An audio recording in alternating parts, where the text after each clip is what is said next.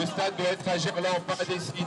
Les opposants au Grand Stade de Lyon ne décolèrent pas. Hier soir, 300 d'entre eux se sont retrouvés aux abords du chantier à Dessines.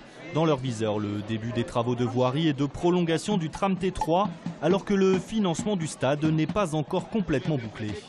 Le président du Grand Lyon s'était engagé à ne démarrer les travaux de voirie ou les travaux du tramway au Citral que quand on aurait la certitude que l'OL avait le financement pour son stade privé. Or, aujourd'hui, le financement n'est toujours pas complètement bouclé et pour autant, l'argent public a déjà commencé à être dépensé. Ce sont des centaines de millions d'euros qui sont en jeu. Les opposants rappellent aussi que le permis de construire est toujours attaqué au Conseil d'État, tout comme la déclaration d'intérêt public.